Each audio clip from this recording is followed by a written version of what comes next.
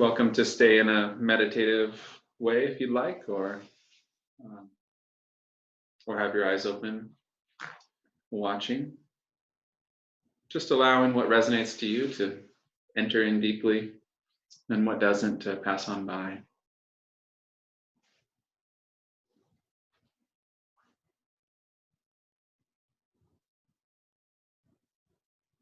I think a lot of us are feeling a lot at this time.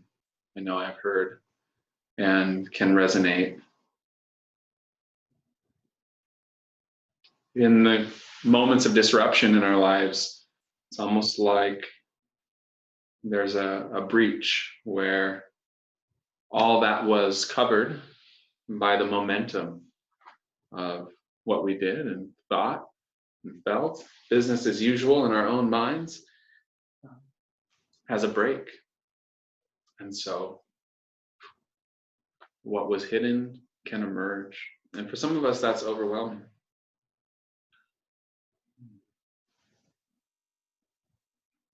And part of what resiliency is in this practice is to consciously, intentionally unveil, reveal those parts of ourselves that have been calling for our attention, have been unsettled, have been uncertain, have been struggling with the way things are. Understandably so. If you're like me, you have in your heart 1,000 different visions of how the world could be. But the world is the way it is. And it's not that those visions are not possible, because they are, but it's more a realization that there's only one world we can be free in. There's only one world, and it's this one. Now, together, here, amidst COVID-19, amidst challenging political and economic, social circumstances, environmental circumstances.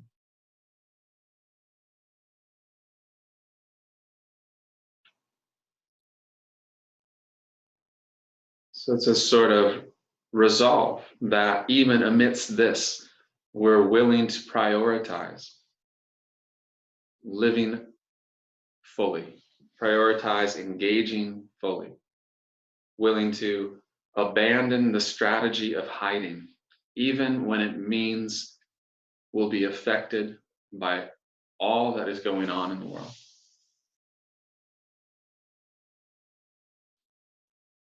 But today, that's just the way it is. There is, if this has shown us anything, this pandemic, it's that there is no hiding anymore. What a great gift of a message that is. Because that's exactly what our practice is intending to show us, that there's no solution, there's no resolution in hiding anymore.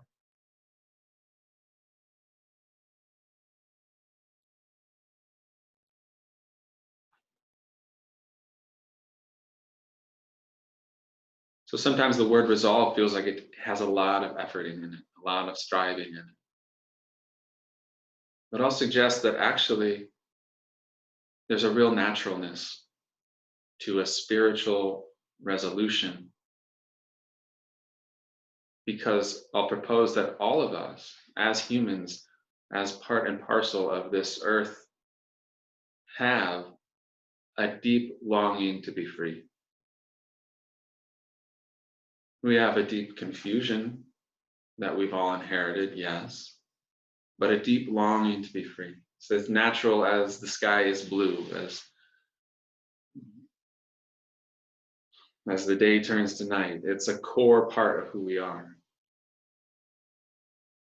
It's a birthright. It's not our imagination that we can be free. It's not our imagination that we're connected. It's actually engineered into the cells of our body, this freedom. And if we come into alignment, if we come into remembrance of this fact in ourselves, in our own hearts, then everything else just follows.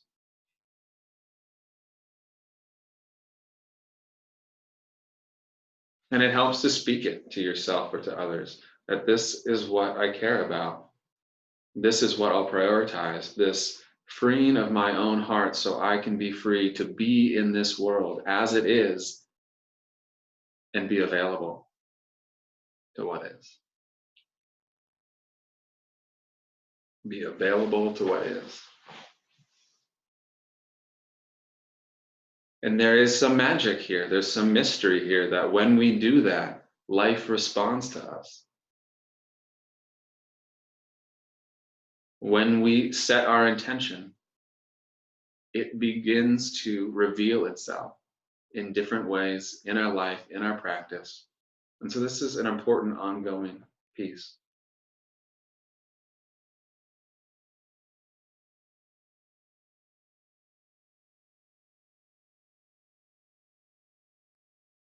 So then what is this resiliency?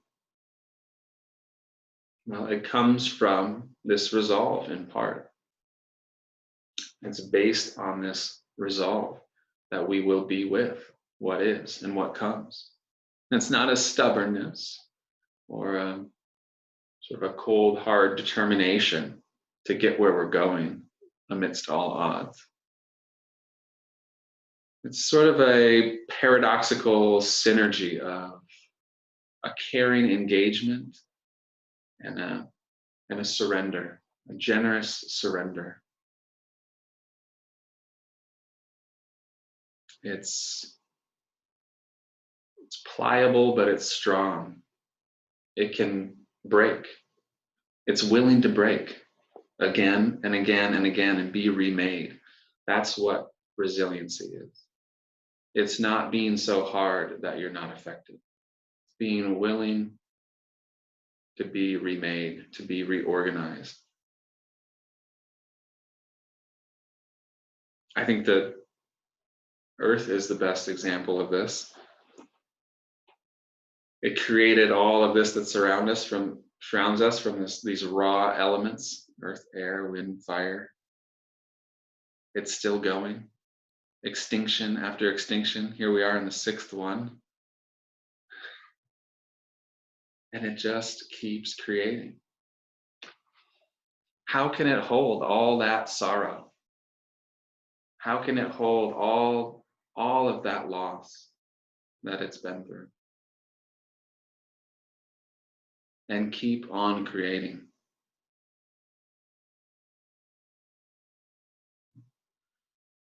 Such amazing resiliency in this earth. And we're part of that creation. We contain the same qualities and characteristics of the earth itself in our natural resiliency of heart.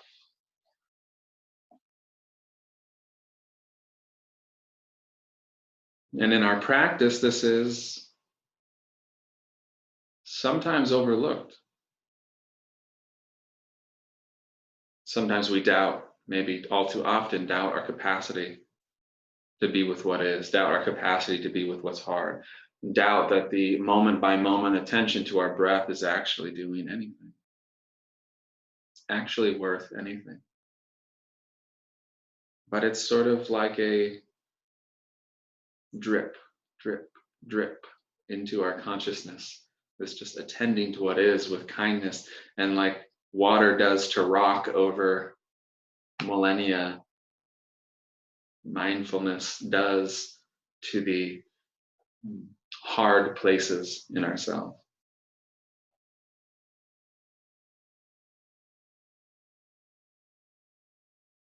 Kind of keeps dripping deeper and deeper and deeper until we're standing 100 feet down on the bedrock of our being.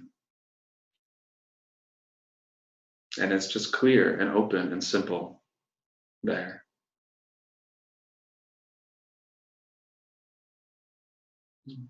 Practicing resiliency is about taking regular strolls to the edge of your comfort zone. You don't have to stay there or hang off the side of the cliff thinking you're being a good meditator or a warrior yogi, but to regularly visit there out of our comfort zone, out of the realm of our familiarity, into the places that are uncomfortable.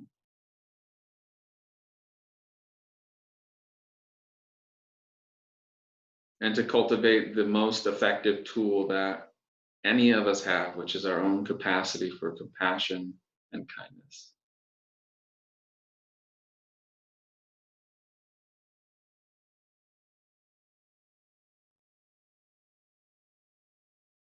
With mindfulness and kindness, we can go anywhere in ourselves. And with resolve in combination, now we're willing to overturn any stone in our consciousness and look what's there. If there's pain hiding there, if there's confusion hiding there, if there's still some belief from long ago that's limiting our capacity to love our lives, to love others, to live in fullness, then we go there. We sniff it out. That's resolve. That's spiritual intention.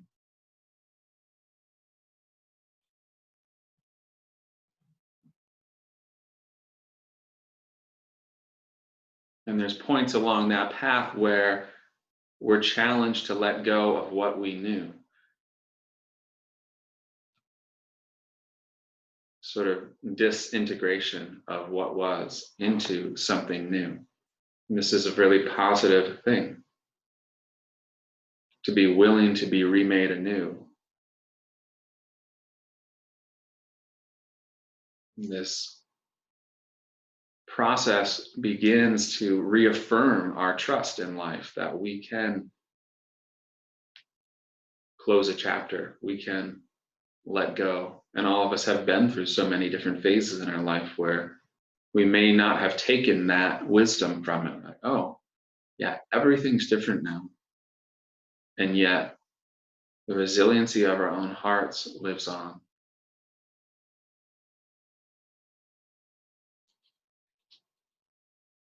I like what Joanna Macy shares, that the agony, the challenge we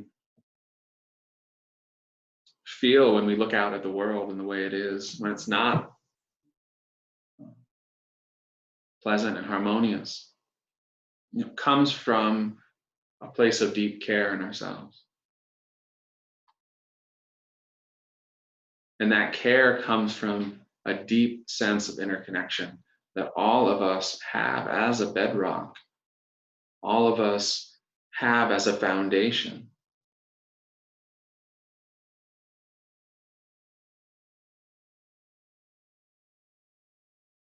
So just as we have this deep longing to be free, we have this deep care for what is.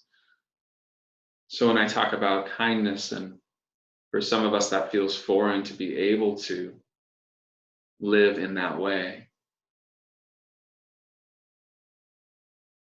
this is an affirmation that caring and kindness is part and parcel of our human hearts in relation to this world, in relation to other living beings.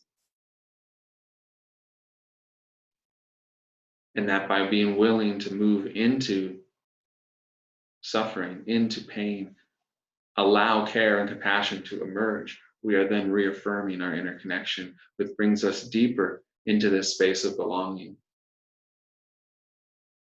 Further reaffirming. So the path just builds on itself and builds on itself, and we're confident enough that we can go into the unknown, especially when we're together.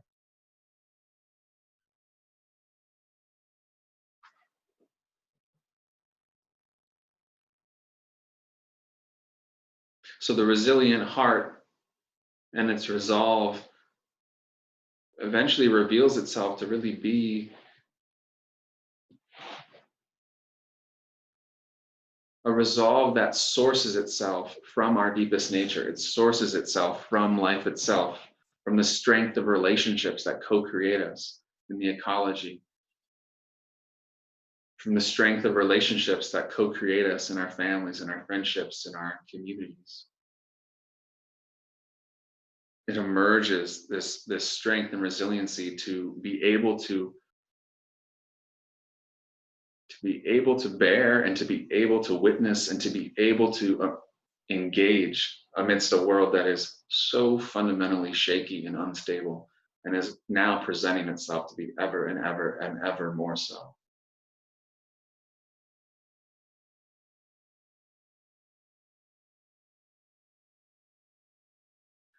And the tiny view we had of ourselves that was just who we thought we were and where we were going gets revealed as a giant tapestry, a web of which we're just one strand.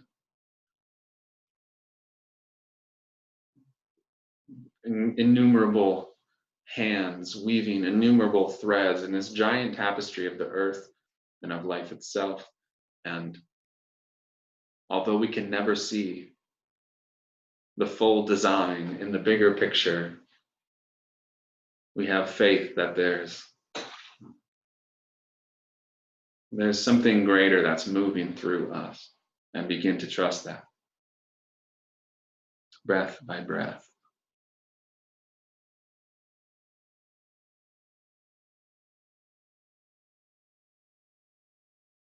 So it's an incredible time in the world, as I started with. It's a challenging time, but don't miss the opportunity. Don't miss the middle of your 2-month retreat here to really deepen into what you've cultivated in your practice and deepen into this potentially more spacious time in your life where there isn't business as usual to distract us, and see if you can make best use of that before this opportunity also comes to an end. Because staying home means more than being inside. It means being committed to staying in our hearts. So that's part why we sit, to stay in our hearts. And we come together to remind us, come together to remember, to stay in our hearts. So I wish that for all of us. And so enjoy meeting together here. Curious to hear from any of you about this topic or about your meditation experience tonight in the time we have left. If you'd like to speak, just unmute yourself and go ahead and speak. Thank you, Justin, for your words. It's so important to hear everything you've said about surrender and resiliency, because now I think we all need to do what is required, and work not out of the small self, but out of the greater self. And I think that's what you were talking about. And that's what I've been trying to do, and really just come from my heart and not out of that small self, and do what is required for my community. So I really appreciate your words. Thank you. Yeah, thank you, Nancy.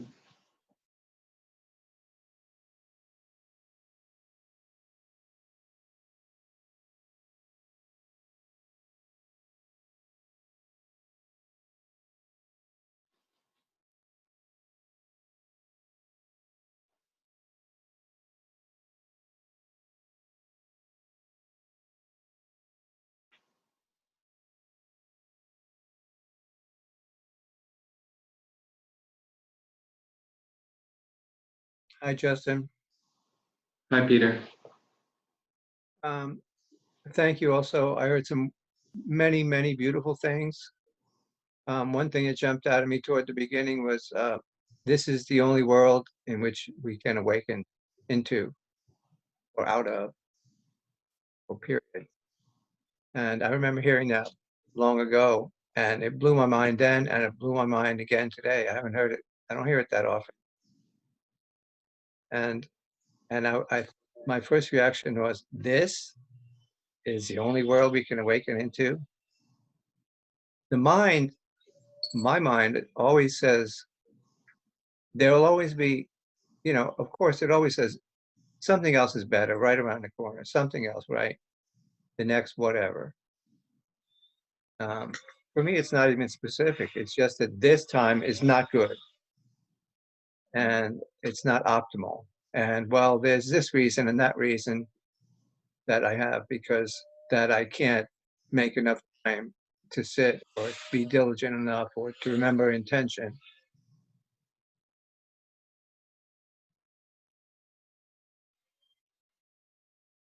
But when I hear that, I know it's true, which is why I'm shocked and humbled. It's just really good to be here and be part of this. And um, thank you for what you do and everybody that comes. That's all. Thank you, Peter.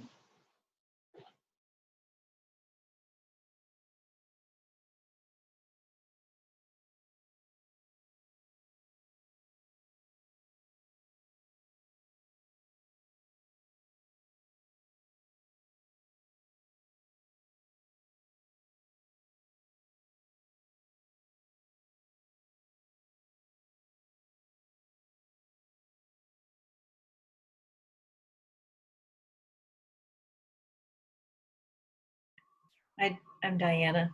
I just wanted to say it's very nice to be here, and I loved so much of what you said, Justin. It was very powerful. There was a lot in that, a lot of nuggets and food for thought.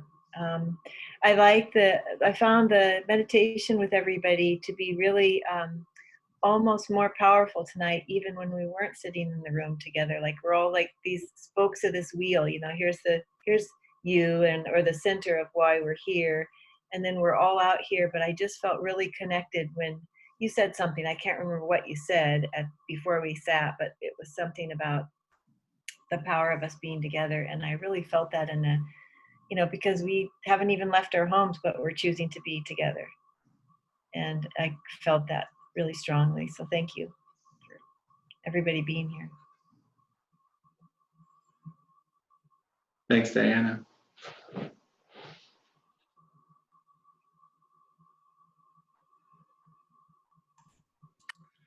I'm Stan. I want to say thank you for the talk tonight. I think you expressed a description of what's happening in the world in a way that resonates with all of us into our being. And, the question of resilience or resolve to be in a spot where you can meet it. One of the things that you didn't talk about this evening was another thing that Joanna Macy talks about, which she calls active hope, which I guess you would say is setting your intention by finding what you love and then doing it to make a difference, even in the face of all these things that are coming for our future. You don't need to actually just need to do what you love in order to make a difference and root yourself there. Thanks, Dan.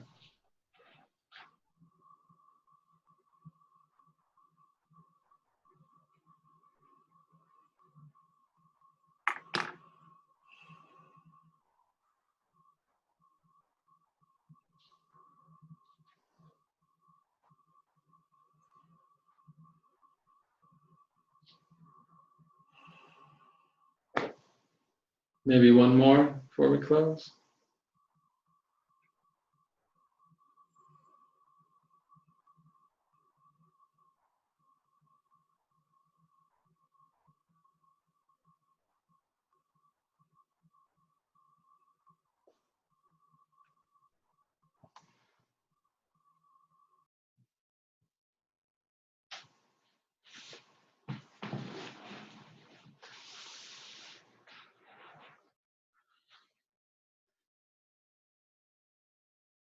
We'll just maybe take a moment in silence again.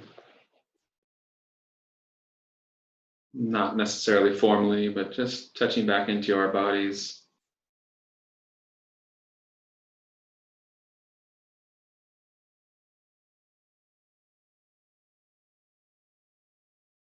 Noticing if there's anything that resonated with you in particular this evening.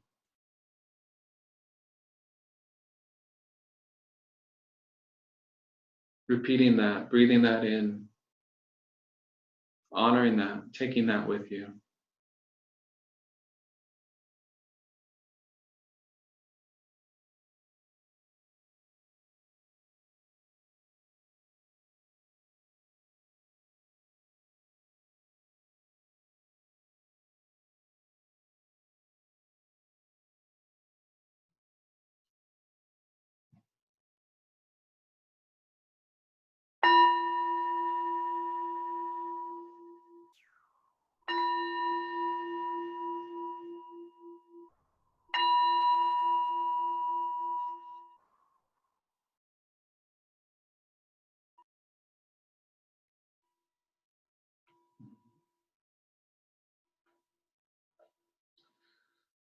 So we'll be here again next week, Sunday evening. To close, maybe, people can say goodbye. If you unmute yourself and say goodbye, or you want to say that on the chat, you're welcome to do that. We can sign off. Thank you, Justin and everybody. Thank you. Thank Bye. you. Thank you Good all. night, everybody. Thank you, everybody, for being here. Thank you, Thank Justin. you. Wash your hands. Thank you, Justin. Thank you. What a wonderful experience this is. Thank you all.